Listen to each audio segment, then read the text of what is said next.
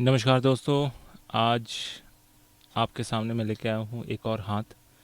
ये हाथ ऐसा है कि समझ लीजिए ये व्यक्ति एक साधु संत से कम एबिलिटी नहीं रखता। अब साधु संत की क्या एबिलिटी होती है? एक साधु और संत आदमी वो होता है जो दूसरों की मदद करे, जिसका उद्देश्य ही यही रहता है कि वो दूसरों की मदद करे, प्लस अपने योग की क्षमता से बहुत सारी ऐसे चीज़ों को जिससे दूसरों को नुकसान हो, उन सब चीज़ों को भी वो वैनिश कर सकते हैं, हटा सकते हैं आपके लाइफ से। मतलब उनकी यौगिक क्षमता ऐसी होती है कि अगर वो किसी भी बादल को कह दे कि आज नहीं बरसना है तो वो बादल नहीं बरसेगा। उनकी यौगिक क्षमता ऐसी होती है कि किसी के ऊपर अगर बिजली गिरे कि किसी के ऊपर अगर बिजली गिरे तो वो बिजली को भी रिफ्लेक्ट करके कहीं और गिरा सकते हैं। और कई बार ऐसे लोगों को हम जैसे सांसारिक लोग गुरु भी मान बैठते हैं। गुरु वो जो आपको सही रास्ता दिखाए, शिक्षा दे और समस्याओं से बचाए या समस्याओं का आगाह करा दे पहले से। तो ये हाथ कुछ वैसा ही है। हालांकि ये व्यक्ति जो है सांसारिक हैं, इनकी अपनी फैमिली है, बट इनके अंदर वो सारी एबिलिटी है जो एक गुरु के हिसाब से होना चाहिए। अगर हाथ को ठीक से देखें, सबसे पहले यहाँ नीचे मणिबंध पे जाते हैं। पहला मणिबंध पूरी तरह से कंप्लीट है, दूसरा मणिबंध भी सपोर्टिव पूरी तरह से कंप्लीट है, और नीचे और दो मणिबंध है जो इस पिक्चर में नहीं आया। टोटल 4 मणिबंध है और चारों के चारों बिल्कुल सुंदर कंप्लीट है।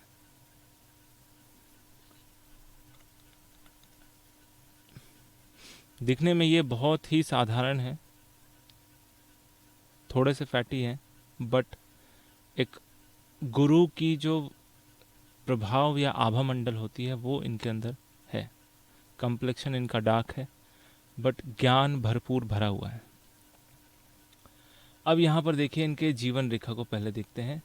जीवन रेखा का प्रारंभिक स्तर इनका भी वैसा ही कुछ निकला हुआ है, लेकिन अंदरूनी मंगल से एक और रेखा जीवन रेखा में आके कनेक्ट कर रही है, और बिल्कुल बहुत गहरी रेखा है। नॉर्मली स्पर्श रेखा होती है, लेकिन ये रेखा गहरी रेखा है।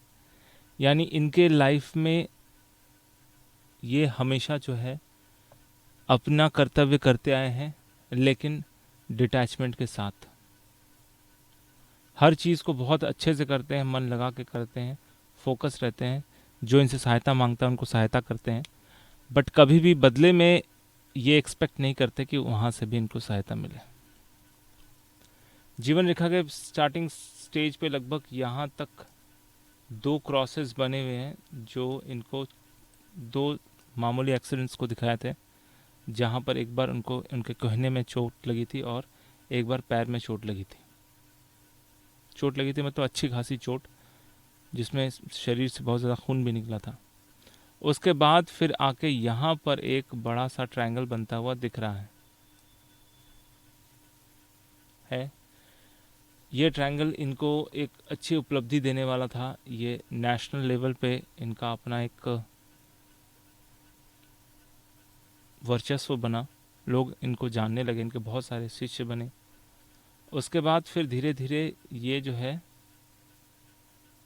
अपने आध्यात्मिक जीवन की ओर लीन होने लगे। उसके बाद देखिए बार बार 2-3 तरह के ट्रायंगल यहाँ पर बनते हुए दिखाई दे रहे हैं। तो आने वाले समय में इनके लाइफ में सिर्फ और सिर्फ दूसरों की सहायता करने वाली स्थिति ही बन रही है, साथ ही अपनी सहायता भी, क्योंकि अंदर भी यहाँ पर एक ट्रायंगल बनता हुआ दिख रहा है। जीवन रेखा के अंदर भी और बाहर भी 2 ट्रायंगल बनते हुए दिख रहे हैं। तो कंडीशन इनके लाइफ का ऐसा है कि समझ लीजिए कि बस अब ये जो है पूरी तरह से आध्यात्मिक भी हो रहे हैं। इनके जीवन में जो भी कमियां थी वो पूरी हो जाएंगी। अब ऑब्वियस सी बात है, अगर आप सबके लिए जब करने लग जाते हैं, मतलब सबको जब आप देने लग जाते हैं, तो ऑटोमेटिक आपके पास आने का जो कंडीशन है वो बनने लग जाता है। ठीक है, अब इनके मस्तिष्क रेखा को देखते हैं। मस्तिष्क रेखा देखिए बिल्कुल सिंपल स्ट्रेट बनते हुए गहरी रेखा यहाँ तक आई है गहराई के साथ, उसके बाद हल्की हो गई है। तो ये बहुत क्लियर है, साफ है, बहुत ज़्यादा इनके अंदर कॉन्ट्रडिक्टरी नहीं है। जो करते हैं बहुत स्पष्ट करते हैं, बहुत अच्छे तरीके से करते हैं।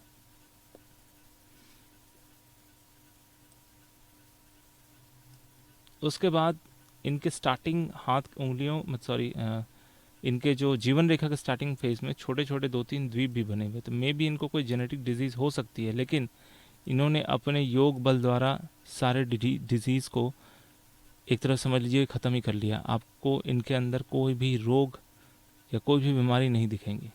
ये इतने ज़्यादा एक्टिव है इंटरनली और एक्सटर्नली, दोनों ही साइड से। हृदय रेखा को देखें अगर, तो हृदय रेखा इस प्रकार से बनते हुए ऊपर की ओर जाकर बृहस्पति पर्वत में ख़त्म हो रही है। 2 शाखाएं, तीसरी शाखा भी यहाँ पर ऐसे ही बनी हुई है।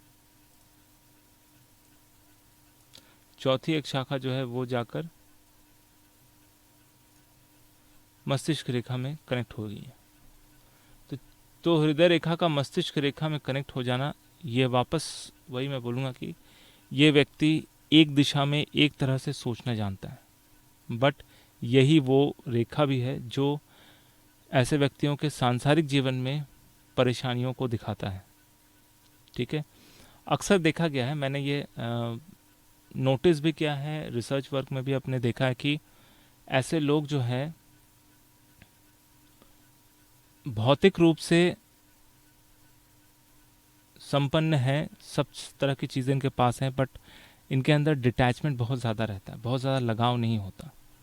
और ऐसे लोगों की सांसारिक जीवन में प्रॉब्लम्स बहुत होती हैं, मतलब इनके संसार मतलब लाइफ में, अपने पर्सनल लाइफ में चीज़ें जो हैं वो व्यवस्थित नहीं होती। वो बहुत कोशिश करते हैं उसको व्यवस्थित करने की, लेकिन परिस्थितियाँ जो होती है वो विपरीत हो जाती हैं, जिस वजह से कभी कभी इनका मन ही उखड़ जाता है अपने सांसारिक जीवन से, और इस वजह से और भी ज़्यादा ऐसे लोग आध्यात्म की ओर मुड़ने लग जाते हैं। बृहस्पति के पर्वत में अगर आप देखें, नहीं उससे पहले मैं भाग्य रेखा को बता देता हूँ। भाग्य रेखा इस प्रकार से नीचे से उठते वक्त यहाँ पर आकर ख़त्म हो रही है। कम उम्र से ही इन्होंने एक जॉब स्टार्ट कर दी थी, इनकम चालू था इनका, लेकिन भाग्य रेखा यहाँ से आगे कनेक्ट हो रही है, यहाँ पर ख़त्म हो रही है मस्तिष्क रेखा के नीचे। ठीक उसके पैरेलल उसके अगले साइड से दूसरी भाग्य रेखा निकल के ऊपर जा रही है, जो फिर से यहाँ पर आके कनेक्ट हो रही है। तो ये जो है लाइफ में 2 बार अपना जो है वे ऑफ इनकम इन्होंने चेंज किया। पहला कि ये जॉब करते थे, उसके बाद इन्होंने अपना जो है रेकी हीलिंग टेक्निक शुरू किया। उसके बाद रेकी हीलिंग के साथ साथ इन्होंने और एक चीज़ एक्स्ट्रा ऐड किया, उसको कहते हैं हिप्नोसिस, माइंड हिप्नोसिस। अपने ही माइंड को हैक कर लेना, अपने ही माइंड को हिप्नोटाइज कर देना। ठीक है, ये एबिलिटी इनके अंदर है, ये सिखाते भी हैं ये वाली टेक्निक। इसको आप किसी भी तरह का गुह्य ज्ञान या गुप्त ज्ञान के रूप से भी समझ सकते हैं। ये रेकी ग्रैंड मास्टर हैं और माइंड हिप्नोसिस के भी मास्टर हैं। ठीक है, एक रेखा देखिए यहाँ से निकल के ऊपर की ओर जा रही है बुध पर्वत की ओर, फिर यहाँ पे ख़त्म हो गई है। एक शाखा मंगल पर्वत से निकल के सूर्य पर्वत की ओर, सूर्य की रेखा को स्पष्ट बनाते हुए। तो इनके पास अपना घर है, अपना प्लॉट है, क्योंकि देखिए राहु की जगह पर जो ट्रायंगल बनता है वो भी बना हुआ है, साथ में बाह्य मंगल से लेकर सूर्य पर्वत की ओर एक रेखा बनी है, साथ में जो यहाँ पर यव बन रहा है वो भी कंप्लीट बनता हुआ दिख रहा है। तो इनके पास अपने नाम की प्रॉपर्टी है, प्लस इनके पिताजी के द्वारा इनको दिया गई प्रॉपर्टी है। ठीक है, तो भौतिक रूप से देखिए तो ये संपन्न व्यक्ति हैं, बहुत ज़्यादा इनको मुशक्क़त करने की आवश्यकता नहीं है, लेकिन फिर भी इन संपन्नताओं के वजह से भी या इन संपन्नताओं के रहते हुए भी ये बहुत ज़्यादा डिटैच रहते हैं, चीज़ों के प्रति माया नहीं रखते, अटैचमेंट नहीं रखते। यहाँ से शाखा बुध के पर्वत की ओर बहुत सारी रेखाएं बनी हैं। तो जब मल्टी बुध की रेखा, मतलब बहुत सारी बुध की रेखाएं बन जाती हैं किसी के हाथ में, तो ऐसी अवस्था में ऐसा व्यक्ति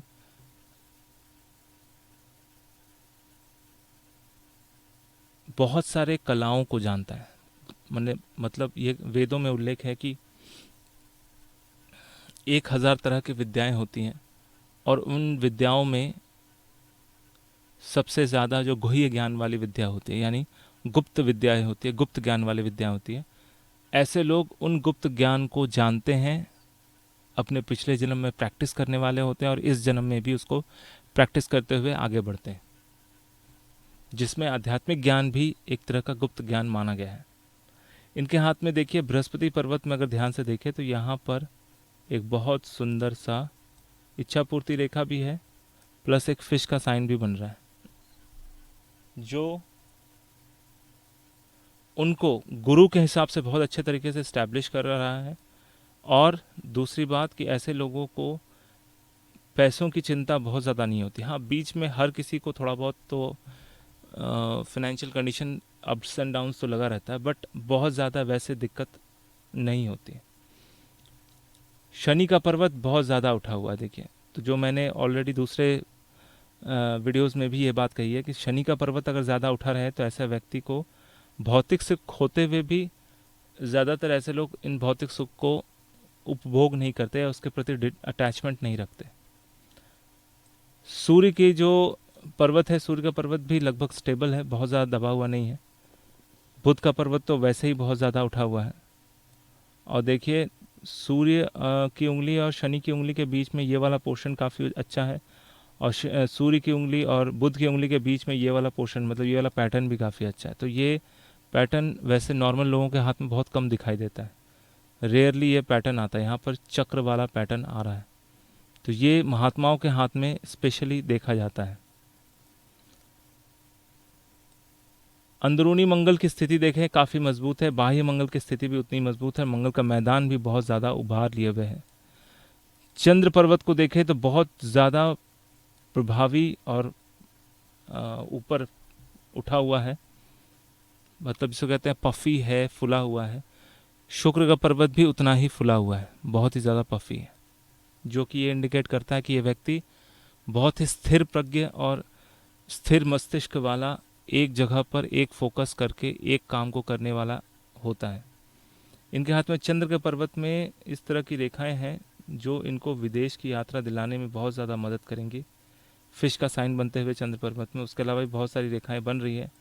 तो चंद्र पर्वत में रेखाएं होना यानी ऐसा व्यक्ति भ्रमण करने वाला होता है।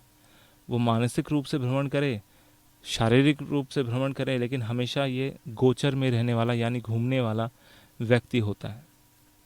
केतु के स्थान की बात करें तो केतु के स्थान में इस तरह का साइन बनता हुआ दिख रहा है। मणिबंध से एक शाखा निकल के यहाँ तक आई है, तो डेफिनेटली ये इंट्यूशन पावर को भी बहुत ज़्यादा मजबूत करता है। यहाँ पर इनके हाथ में बहुत सारे फिश के निशान हैं जो कि कंटिन्यूअस बनते हुए दिख रहे हैं, जीवन रेखा और भाग्य रेखा के बीच में। ठीक उसी प्रकार गुरु के पर्वत में भी फिश का निशान है, सूर्य के पर्वत में भी यहाँ पर एक फिश का निशान है या पतंग का निशान, जो भी कहिए। तो बहुत सारे ऐसे अच्छी रेखाएं हाथ में इनके हैं। हाथ के बीचों बीच भी ये फिश का निशान या स्क्वायर बना हुआ है। तो फिश इनके हाथ में बहुत सारा है, जो कि इनको एक अद्वितीय विद्या ग्रहण करने वाले या विद्याओं को जानने वाले व्यक्ति बनाते हैं। ये इतने अच्छे ग्रैंड मास्टर हैं कि ये कहीं से भी किसी को भी जब रेकी देते हैं तो बहुत अच्छा उनका रिजल्ट निकल के आता है। मैं इनको पर्सनली जानता हूँ, मैं इनकी कोई बड़ाई नहीं कर रहा हूँ, बट सिर्फ आपको ये रिसर्च वर्क देने की कोशिश कर रहा हूँ कि आप समझेंगे कैसे कि किन हाथों में दैवीय शक्ति होती है। तो ये भी एक ऐसा हाथ है जिसमें दैवीय शक्ति है, जो किसी भी वस्तु को बिना छुए मूव भी कर सकती है, इतनी ताकत है इनके अंदर। उंगलियों को अगर देखें तो शनि की उंगली बिल्कुल सीधी, गुरु की उंगली भी सीधी, सूर्य की उंगली की ऊंचाई ज़्यादा गुरु की उंगली से, इस वजह से काइंड हार्टेड भी है, नेतृत्व करने की क्षमता भी है, प्लस लोगों को बहुत अच्छा समझाते भी है। और बुध की उंगली भी बिल्कुल सीधी, कोई भी उंगली किसी के ऊपर डिपेंडेंट नहीं है। अंगूठे की अगर बात करें तो ये वाला पोर्शन और ये वाला पोर्शन दोनों का लेंथ लगभग एक जैसा है, बहुत ज़्यादा फ़र्क नहीं है। इस वजह से ये बहुत ज़्यादा बैलेंस इंसानों में से है। ठीक है, तो अगर आपके हाथ में भी इस तरह के निशान बनते हैं तो देखिए आपके अंदर भी वो शक्ति हो सकती है जिससे आप दूसरों को सहायता कर सके, हेल्प कर सके, आप भी आध्यात्मिक जीवन में आगे बढ़ सकते हैं। तो आपको मेरा वीडियो कैसा लगा कमेंट करके ज़रूर बताइए। अगर अच्छा लगा तो लाइक कीजिए, दोस्तों के साथ शेयर कीजिए। अगर आप नए हैं तो सब्सक्राइब करना बिल्कुल ना भूलें। सब्सक्राइब करते वक्त घंटी का बटन और साथ में ऑल का बटन ज़रूर दबाएं। मेरा ये वीडियो देखने के लिए आपका बहुत बहुत धन्यवाद।